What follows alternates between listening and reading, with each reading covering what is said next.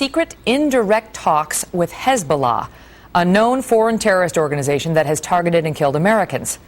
The secret talks said to be managed by British diplomats who then transfer this information to the United States.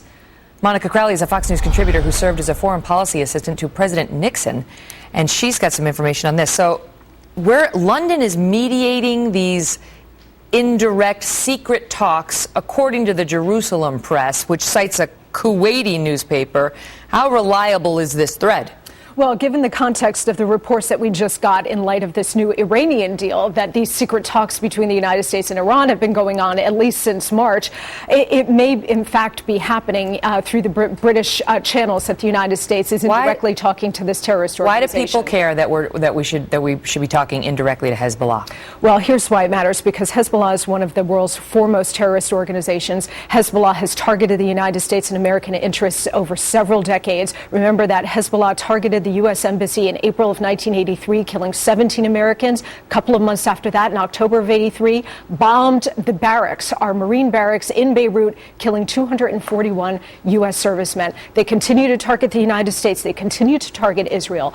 There is nothing to talk about here. Hezbollah has not come forward, much like Iran. They have not come forward, Megyn, and forswore terror. They have not come forward and forswore weapons of mass destruction. They have not come forward and said, you know what, we acknowledge Israel's right to exist. They have done none of those things. So the idea that the United States is now engaging them and granting legitimacy to this terrorist organization is beyond. The report says that the ongoing negotiations with Iran have led to a change of perception and opened the door to dialogue with Hezbollah in addition to Iran. I mean, has there been a change of perception when it comes to Hezbollah? I mean, are they more willing to not kill us today than they were back in 1983? Well, no, not at all. There's been no change in doctrine. There's been no change in attitude. There's been no change in Hezbollah's conduct. Remember that Hezbollah is a terrorist organization sitting in Lebanon. That's a cat's paw for Iran. Mm-hmm. Iran controls, equips, subsidizes, trains, militarizes Hezbollah. So then why is it so controversial we're talking to them? We're talking to Iran.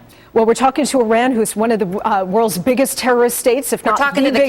And now we're talking to the cat's paw in Hezbollah. Is this somehow worse? U.S. policy has always been that we do not negotiate with terrorists. Iran is a state-based supporter of terrorism. That's one thing. I completely opposed the talks with Iran. Now going into talks with a client organization of Iran that is bent on Israel's destruction, that has made no change in their policies toward terrorism, weapons of mass destruction, or opposing the United States of America. What do we expect to gain out of this? I saw the Jerusalem Post report on this, Megyn, and it said, well, the talks are designed to try to get Hezbollah to join us in the fight against al-Qaeda.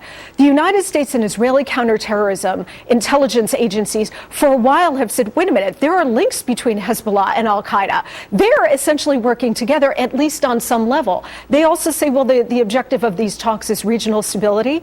Hezbollah is one of the greatest disruptors of the Middle East. So there's not going to be anything productive to come out of this except to grant Hezbollah legitimacy. It's outrageous. Wow. All right. Well, more on that as we get it. Monica, thank you. And happy Thanksgiving. Happy Thanksgiving.